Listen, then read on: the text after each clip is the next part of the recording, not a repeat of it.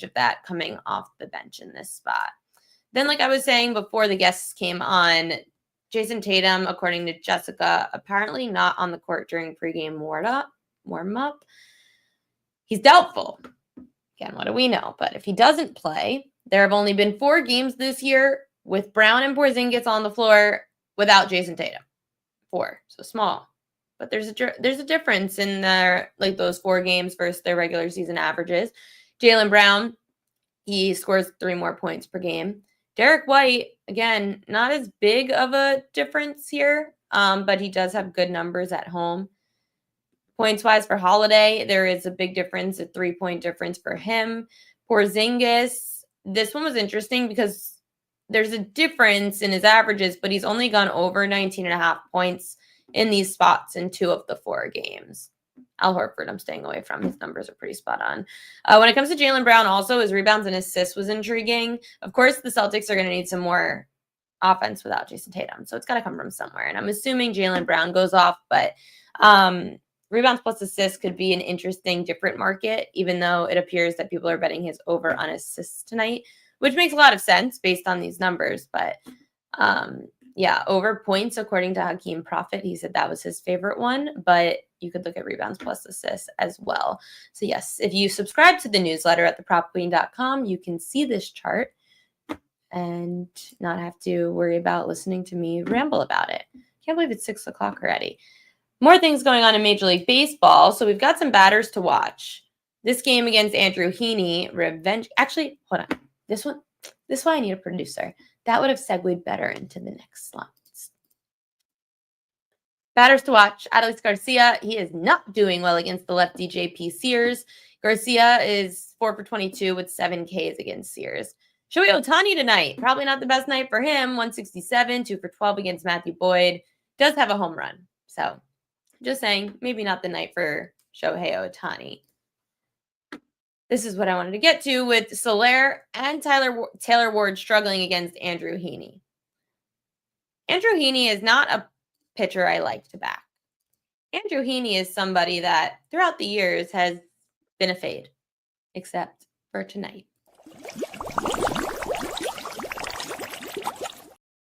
Fishy line of the day is the Andrew Heaney revenge game. He is on the Pittsburgh Pirates now. This line moved 10 cents against the Angels, despite the public on the Angels. Fishy, fishy. Now, Andrew Heaney, let's see. I've got the numbers to back this up. So he's making his second start at Angel Stadium since getting traded over to the Yankees in July of 21. The Angels, they have a 634 OPS against lefties. That's 63 points lower than their OPS against righties. They do not hit lefties well. The Pirates' bats have been pretty good. These stats on Andrew McCutchen are crazy, actually. So Andrew McCutchen, he has scored 6 runs in his 7-game on-base streak. The Pirates have won 8 of 14 games when McCutchen's in the starting lineup, averaging just under 5 runs a game. When McCutchen's out of the lineup, the Pirates are averaging just under 2 runs a game. It's crazy. The Pirates bullpen, surprisingly, it's the 7th best in baseball with a 3.43 ERA. As for the Angels, 3rd worst in baseball with a 5.45 ERA. Fishy line of the day. Pittsburgh Pirates and Andrew Heaney. It is so disgusting, but that is how we're going. Is that everything for today? Yeah, it's everything. So, best bets of the day, Royal Lux. Oh my gosh, no. Let me try that again. I'm terrible. Best bets of the day, Royal Lux.